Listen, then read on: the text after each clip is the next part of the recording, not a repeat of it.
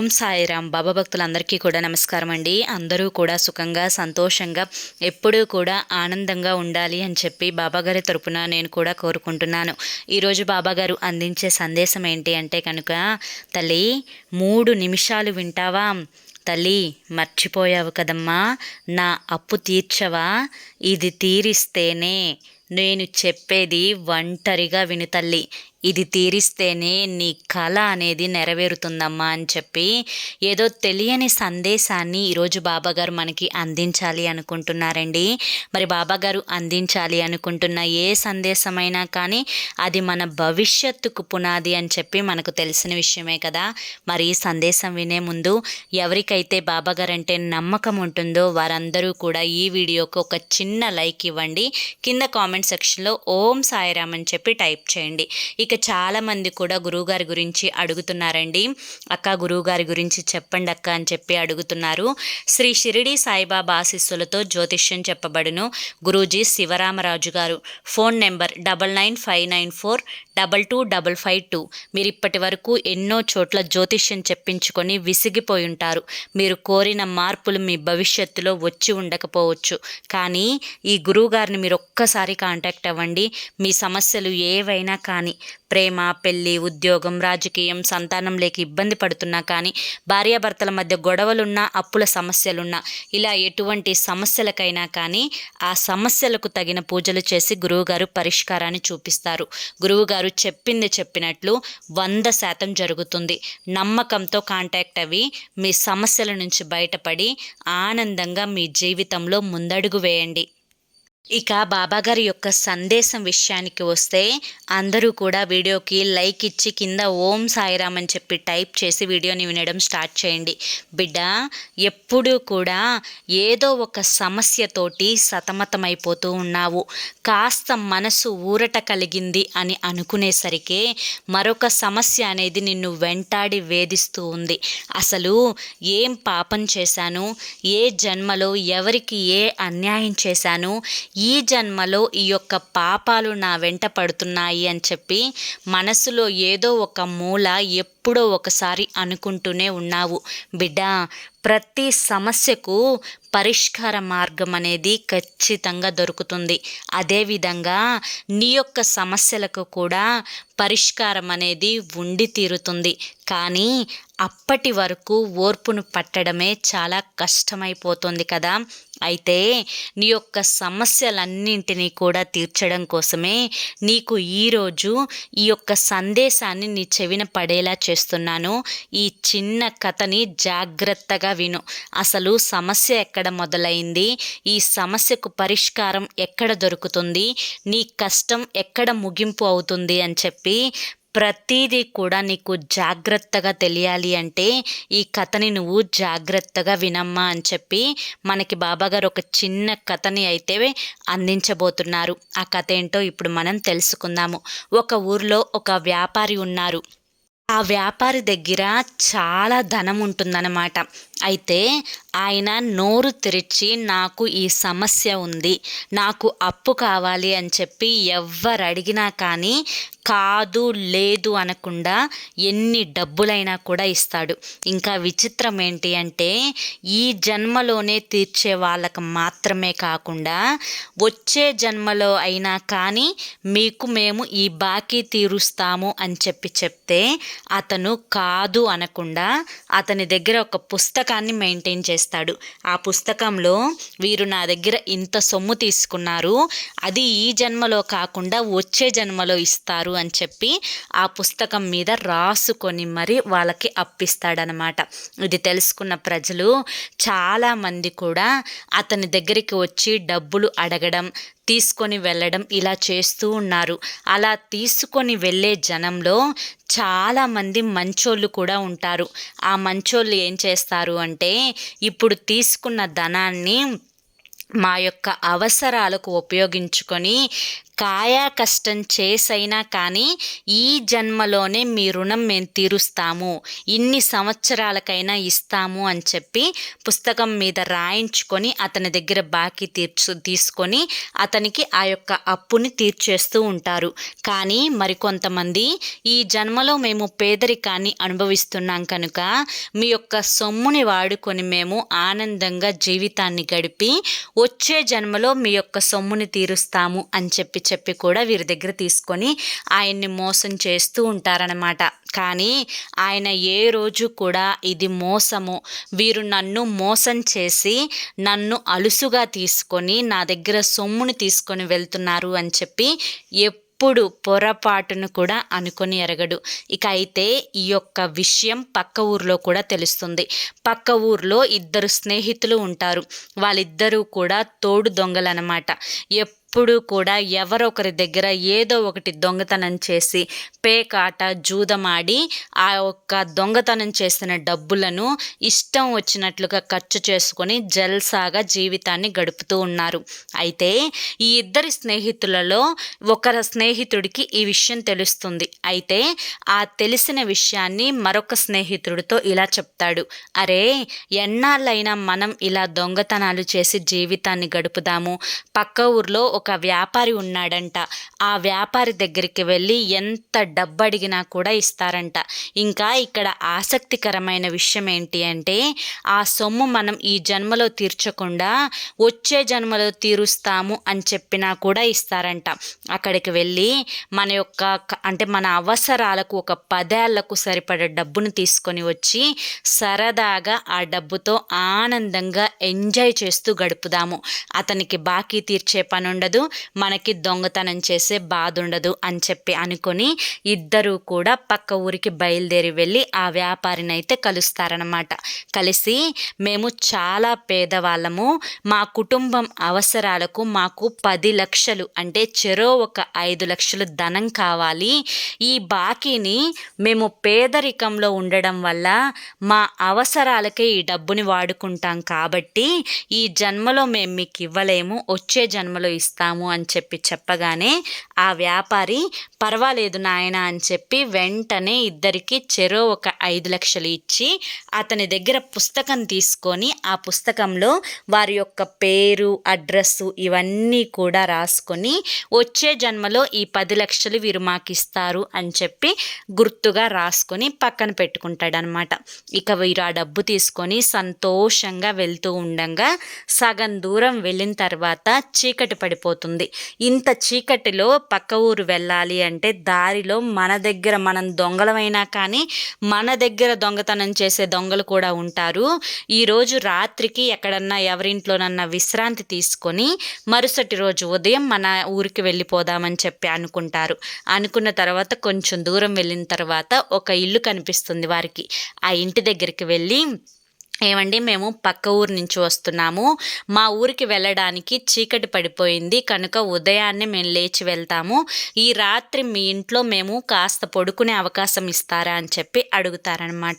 అప్పుడు ఆ ఇంటి యజమాని, పరాయి వాళ్ళని మా ఇంట్లోకి రానివ్వము, పక్కన గొడ్ల సావిడి ఉంది, ఆ సావిట్లో ఒక ఎద్దు ఒక గేదె ఉంటాయి, వాటికి పక్కన ఒక ప్లేస్ ఉంటుంది, వాటి పక్కన ఒక మంచం ఉంటుంది, అక్కడ మీరు ఈరోజు రాత్రి విశ్రాంతి తీసుకొని ఉదయాన్నే వెళ్ళండి, ఇంట్లోకి మాత్రం రానివ్వను అని చెప్పి చెప్తాడనమాట.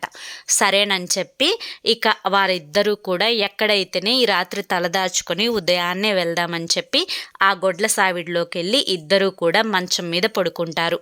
ఇక ఒక రాత్రి కాడ ఆ గేదె ఎద్దు రెండు కూడా మాట్లాడుకుంటూ ఉంటాయన్నమాట. ఏంటి ఏదో మాటల అలికిడి వినిపిస్తుంది అని చెప్పి ఇద్దరూ కూడా లేచి మంచం మీద కూర్చుంటారు. అప్పుడు గేదెను ఎద్దు ఈ రెండిటి మధ్య సంభాషణ జరుగుతుంది.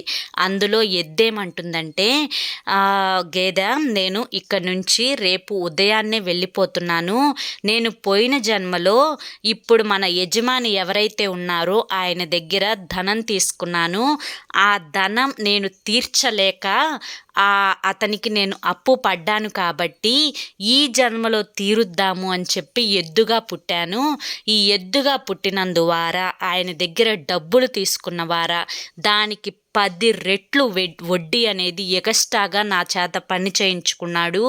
ఈ ఎద్దు చాకిరీ ఎంత చేశానో నాకు మాత్రమే తెలుసు. పొలాలు దున్నానో, లేదా నేను నాగలి వేశానో, లేదా నేను నూనె గానుగని తిప్పానో, నేను ఎంతైతే అప్పు తీసుకున్నానో దానికి అంతకు అంత 10 రెట్లు వడ్డీతో సహా నా దగ్గర డబ్బులు ఇతను వసూలు చేశాడు. రేపటితో నాకు ఇతని బాకీ అనేది పూర్తిగా తీరిపోతుంది. రేపు అతను వచ్చి నాకు కాస్త మేత వేసి నీళ్లు పెట్టిన తర్వాత నేను నా ప్రాణాలు విడిచేస్తున్నాను. నాకు ఇతని బాకీ పూర్తిగా రేపు ఉదయంతో అయిపోతుంది అని చెప్తాడనమాట. అప్పుడు ఆ ఎద్దు దున్నతో, అంటే ఆ గేదెతో చెప్తుందనమాట. అప్పుడు ఆ గేదె ఏమంటుందంటే, నువ్వు చాలా అదృష్టవంతురాలివి, నీకు రేపు ఉదయంతోనే నీ బాకీ తీరిపోతుంది. నేను ఇదే యజమాని దగ్గర పోయిన జన్మలో కొంత డబ్బు అయితే బాకీ తీసుకున్నాను. ఆ డబ్బు వారానే ఇప్పుడు నేను ఇతని దగ్గరికి వచ్చి చాకిరీ చేస్తున్నాను. నీ చేతే కాదు, నా చేత కూడా నూనె గానిగ తిప్పించుకున్నాడు, నా చేత గొడ్డు చాకిరీ చేపించుకున్నాడు. రేపు ఉదయాన్నే కసాయివాడు వస్తాడు. కసాయివాడు వచ్చి రేపు మధ్యాహ్నానికి నా యొక్క బేరాన్ని కుదుర్చుకుంటాడు. కుదుర్చుకున్న తర్వాత కొంత సొమ్ముని ఆ యొక్క యజమానికి ఇచ్చి నన్ను ఇక్కడి నుంచి తోలుకొని వెళ్ళిపోతాడు. ఆ తోలుకొని వెళ్ళే దారిలోనే నా ప్రాణాలు నేను విడుస్తాను. రేపు ఉదయం ఆయన ఇచ్చే సొమ్ముతో ఇతనికి నేను బాకీ పడ్డ రుణమంతా పూర్తిగా నాకు తీరిపోతుంది అని చెప్పి రెండు కూడా మాట్లాడుకుంటాయన్నమాట. వాళ్ళిద్దరికీ ఆశ్చర్యం వేస్తుంది. ఏంటి ఈ ఎద్దు దున్న ఇలా మాట్లాడుకుంటున్నాయి, బాకీ ఏంటి, ఇవి ఈ జన్మలో అవి తీర్చుకోవడం కోసం పుట్టడం ఏంటి, ఇదంతా నిజమేనా అని చెప్పి తెల్లవారిన దాకా మేలుకొని ఉంటారనమాట. మేలుకొని ఆలోచిస్తూ ఉండగా ఇక ఉదయం అవ్వంగానే యజమాని వస్తాడు. యజమాని వచ్చి ఆ ఎద్దుకి కొంచెం మేతను కొంచెం నీళ్లు వేస్తాడు. వేసిన తర్వాత ఆ మేత తిని ఆ నీళ్లు తాగి ఆ ఎద్దు అయితే ప్రాణాలు విడుస్తుంది. అన్న మాట విన్న మాట రెండు కూడా నిజమయ్యాయి అని చెప్పి ఇద్దరు కూడా ఆశ్చర్యపోతారు. ఇక మధ్యాహ్నానికి ఒక కసాయి వాడు వచ్చి నీ దగ్గర ఉన్న దున్నని అమ్ముతావా అని చెప్పి అడుగుతాడనమాట. ఈ దున్న ఎటు ముసలిదైపోతుంది, గానుగుని తిప్పలేకపోతుంది అని చెప్పి అతను ఆ కసాయి వాడికి ఆ దున్నని అమ్మడానికి ఒప్పుకుంటాడు. ఒప్పుకొని బేరం కుదుర్చుకుంటారు. ఆ రోజు మధ్యాహ్నానికి బేరం కుదిరి ఆ దున్నని కసాయి వాడికి అమ్మేసి డబ్బులు తీసుకుంటాడు. ఇక ఆ దున్నని సగం దూరం వెళ్ళిన తర్వాత ఆ దున్న కూడా ప్రాణాలు విడుస్తుందన్నమాట. ఇదంతా కూడా వారు మొత్తం గమనిస్తూనే ఉంటారు. ఎవరు? ఆ దొంగలిద్దరూ కూడా గమనిస్తూనే ఉంటారు. ఇది కూడా నిజమే అయింది. అంటే ఆ ఎద్దు దున్న రెండూ కూడా ఈ యజమాని దగ్గర పోయిన జన్మలో డబ్బులు బాకీ తీసుకొని ఉండబట్టే ఈ జన్మలో ఎద్దు దున్నగా జన్మించి 10 రెట్లు ఎగస్ట్రా వడ్డీతో సహా వారి యొక్క బాకీని తీర్చి అవి చనిపోయాయి. అంటే వచ్చే జన్మ ఉండేది కూడా నిజమే. ఇప్పుడు మనం ఈ వ్యాపారి దగ్గర డబ్బులు తీసుకున్నాము. ఈ డబ్బులు కనుక మనం ఈ జన్మలోనే తీర్చకపోతే వచ్చే జన్మలో మనం కూడా పశువులుగా పుట్టి ఇచ్చిన దానికంటే 10 రెట్లు వడ్డీతో అతని బాకీ మనం తీర్చాలి. ఇదంతా కూడా మనకెందుకు? మనం ఎలాగోలా మన జీవితాన్ని ముందుకు గడుపుదాము, ముందైతే ఆ వ్యాపారికి వెళ్ళి డబ్బులు ఇచ్చేసేద్దామని చెప్పి ఆ ఇద్దరు దొంగలు అనుకొని మళ్ళీ వ్యాపారి దగ్గరికి వెళ్ళి ఆ 10 లక్షలు తీసుకొని తిరిగి ఇవ్వబోతారనమాట. మాకు వేరే వారి దగ్గర డబ్బు అనేది అందింది, అది అందదేమో అని చెప్పి భయంతో మీ దగ్గర మేము డబ్బులు తీసుకొని వెళ్ళాము. మీరు ఆ పుస్తకంలో రాశారు కదా, మేము వచ్చే జన్మలో డబ్బులు ఇస్తాము అని చెప్పి, ఆ పుస్తకంలో రాసినదంతా కూడా మీరు కొట్టి పడేసి ఈ డబ్బులు తీసుకోండి, మీకు మాకు ఇక ఏ బాకీ ఉండదు అని చెప్పి చెప్తారనమాట. దానికి ఆ వ్యాపారి ససేమిరా ఒప్పుకోడు. మీరు వచ్చే జన్మలోనే ఇస్తాము అని చెప్పారు. నేను మిమ్మల్ని ఏమీ ఇబ్బంది పెట్టడం లేదు కదా, ఎందుకు ఈ డబ్బును మీరు తిరిగి తీసుకొని వచ్చారు? అవసరం లేదు, వచ్చే జన్మలోనే మీరు నాకు ఈ డబ్బు ఇద్దురు కానీ అని చెప్పి వెళ్ళిపోమంటాడు వాళ్ళని. ఎంత బతిమిలాడినా కూడా ఆ వ్యాపారి తీసుకోడు. ఇక చేసేదేమీ లేక నిరాశతో వాళ్ళు వెనుగు తిరిగి వస్తున్నప్పుడు కొన్ని పశువులు అనేవి అక్కడ ఆ ఊరి మధ్యలో నీళ్లు దొరకక పక్క ఊరికి ఎంతో కష్టపడి ఆ పశువులు పశువులను తోలికెళ్తున్నారు జనం. ఇదంతా కూడా ఆ ఇద్దరు దొంగలు గమనిస్తారు. అందులో ఒక దొంగకి ఒక ఆలోచన వస్తుంది. ఈ 10 లక్షల ధనంతో ఇక్కడ మనం ఒక చెరువుని తవ్విద్దాము, ఆ చెరువుకి ఆ వ్యాపారి పేరు పెడదాము అని చెప్పి అనుకొని ఆ ఊరి మధ్యలో ఒక అందమైన చెరువుని, ఒక మంచినీటి చెరువుని తవ్విస్తారనమాట. తవ్వించిన తర్వాత ఎవరైతే డబ్బులు ఇచ్చారో ఆ యొక్క వ్యాపారి పేరు ఆ చెరువుకు పెడతారు. తరువాత చాలామంది కూడా ఆ చెరువు దగ్గరికి వచ్చి ఈ ఊరిలో ఇంత అందమైన చెరువుని ఈ వ్యాపారి తవ్వించాడా, ఎంత మంచివాడు ఈ వ్యాపారి అని చెప్పి అనుకొని ఆ చెరువులోకి దిగుతుంటే ఈ ఇద్దరి దొంగలు కూడా దిగనివ్వకుండా ఉండి ఈ యొక్క చెరువు ఆ వ్యాపారిది, ఆ వ్యాపారి పర్మిషన్ ఇస్తేనే మీరు ఈ చెరువులో నీరు తాగాలి, పశువులకు ఈ నీరుని ఉపయోగించుకోవచ్చు, ఆ వ్యాపారి పర్మిషన్ ఇవ్వకుండా మీరు ఈ చెరువులో నీటిని కూడా ముట్టుకోకూడదు అని చెప్పి చెప్తారనమాట. ఇక ప్రతి ఒక్కరూ కూడా ఇదే సమస్యను ఎదుర్కొంటున్నారు. అందరూ కూడా ఆ వ్యాపారిని తిట్టుకోవడం మొదలు పెడతారు. నీటిని తాగనివ్వనప్పుడు, పశువులకి ఉపయోగపడినప్పుడు ఈ చెరువుని ఎందుకు తవ్వించినట్లు ఆ వ్యాపారి అని చెప్పి అందరూ ఆ వ్యాపారిని తిట్టుకోవడంతో ఆ వ్యాపారికి తెలిసిన ఒక స్నేహితుడు వ్యాపారి దగ్గరికి వెళ్ళి, నీవు అక్కడ చెరువుని ఎందుకు తవ్వించావు, నీటిని ఎందుకు ముట్టుకొనివ్వడం లేదు అని చెప్పి అడుగగా అప్పుడు ఆ వ్యాపారి, నేనెప్పుడు చెరువుని తవ్వించాను, నేనెప్పుడు నీటిని ఇచ్చేపించాను, అసలు నాకు తెలియదే, ఎక్కడుంది ఆ చెరువు, ఆ చెరువుకి నా పేరు ఎవరు పెట్టారు, అంత అవసరం ఎవరికి వచ్చింది అని చెప్పి ఎన్నో ప్రశ్నలు అతన్ని చుట్టుముట్టాయి. తరువాత అతని స్నేహితుడితో కలిసి ఆ చెరువుని చూడటానికి అక్కడికి వస్తాడనమాట. అక్కడికి వచ్చిన తర్వాత ఆ చెరువుకి ఆ వ్యాపారి పేరు ఉండడం చూసి ఆశ్చర్యపోతాడు.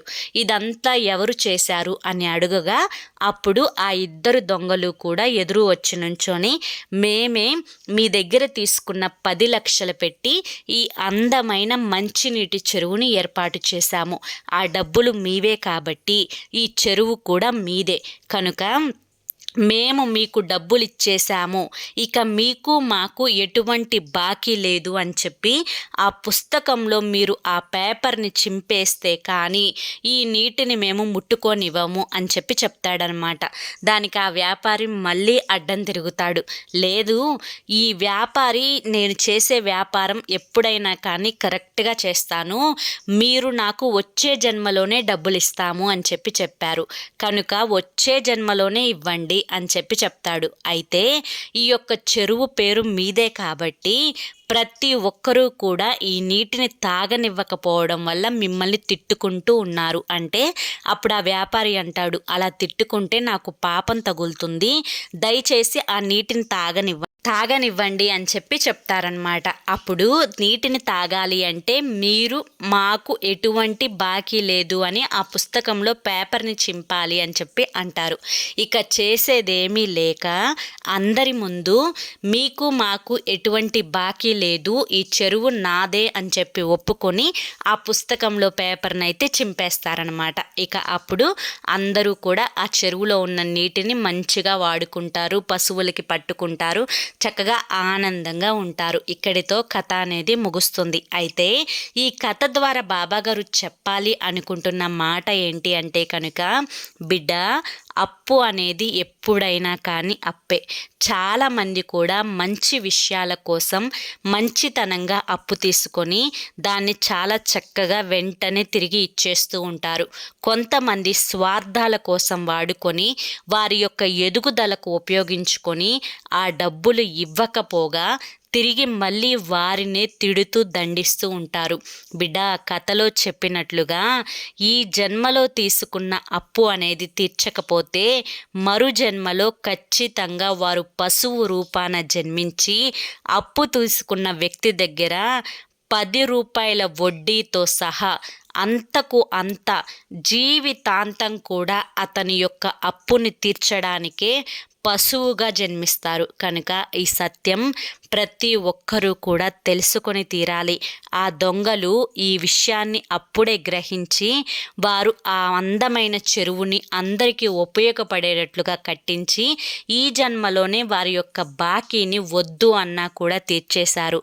అలాగే ప్రతి ఒక్కరూ కూడా ఎప్పుడైనా కానీ ముగ్గురు వ్యక్తుల దగ్గర ముఖ్యంగా అప్పు అనేది తీసుకోకూడదు. అది ఎవరి దగ్గర అంటే అందులో మొదటి వారు దొంగతనం చేసేవారి దగ్గర. దొంగతనం చేసేవారి సొమ్ము పాము లాంటిది. అటువంటి సొమ్ము తీసుకొని ఎదుటివారు ఎప్పుడూ కూడా ఆ సొమ్ముతో ఏది చేయకూడదు. అది ఎంత తీర్చినా కూడా అంతకు అంత ఎక్కువ వడ్డీ ఎదురు చూస్తూ ఉంటుంది. కనుక ఎప్పుడూ కూడా దొంగల దగ్గర అప్పు తీసుకోకూడదు. ఇక రెండవ వాళ్ళ దగ్గర ఏంటి అంటే ఎప్పుడూ కూడా దేవునికి సంబంధించిన సొమ్ముని విచ్చలవిడిగా అంటే దేవాలయాలకు గుడులకు సంబంధించిన సొమ్ము మా చేతిలో ఉంది కదా అని చెప్పి దానిని వాడుకొని ఎప్పుడూ కూడా దైవానికి సంబంధించి డబ్బుని వాడుకొని తిరిగి ఇవ్వకుండా ఉండకూడదు. అది మహాపాపమై జన్మ జన్మలు వెంటాడుతూ ఉంటుంది. ఇక మూడవది ఏంటి అంటే ఎవరైతే కష్టపడి సొమ్ముని దాచుకుంటారో వారి దగ్గర డబ్బు తీసుకొని వారిని మోసం చేస్తే కూడా మరుజన్మలో పశువుగా జన్మించి వారి యొక్క బాకీ అనేది తీర్చాల్సి ఉంటుంది. కనుక బిడ్డ, ఎంత సొమ్మైనా కానీ ఎవరి దగ్గరైనా కానీ అప్పు తీసుకొని ఉంటే ఒకేసారి ఇవ్వలేకపోయినా కానీ కొంచెం కొంచెంగానైనా కానీ వారి అప్పు తీర్చే అవకాశాన్ని ఎత్తుక్కో తల్లి. ఎందుకంటే అదే నీకు చాలా శుభ ఫలితాన్ని ఇస్తుంది. ఎప్పుడు ఎవ్వరూ కూడా నీ కారణం చేత బాధపడి వారు పెట్టే శాపాల వల్ల నువ్విప్పుడు కర్మలను అనుభవిస్తూ ఉన్నావు. కనుక ఆ కర్మలన్నీ కూడా దూరం అవ్వాలి అంటే అది మాట బాకీ అయినా కానీ లేదా పనుల బాకీ అయినా కానీ లేదా ధనానికి సంబంధించి అయినా కానీ ఏ రుణమైనా కానీ రుణమే తల్లి. ఆ రుణాన్ని నువ్వు ఎవరి దగ్గర ఉందో నీకు ఆ రుణాన్ని తీర్చే అవకాశాన్ని వెతుక్కొని వెంటనే ఆ రుణాన్ని తీర్చేసుకో.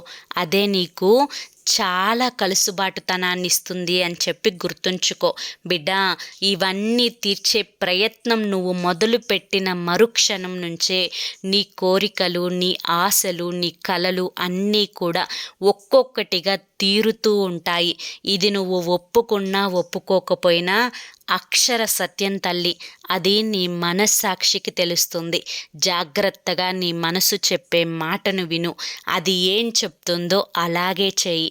అంతా కూడా మంచే జరుగుతుంది బిడ్డ.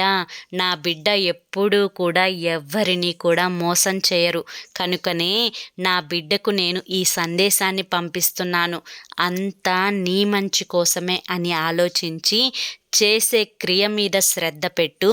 పూర్తి కలుసుబాటు అనేది నీ సొంతం అవుతుంది అని చెప్పి ఈరోజు బాబాగారు మనకి చాలా చక్కటి సందేశాన్ని అందించారండి. మరి బాబాగారు అందించిన ఈ సందేశం మీ అందరికీ కూడా నచ్చింది అనుకుంటున్నాను.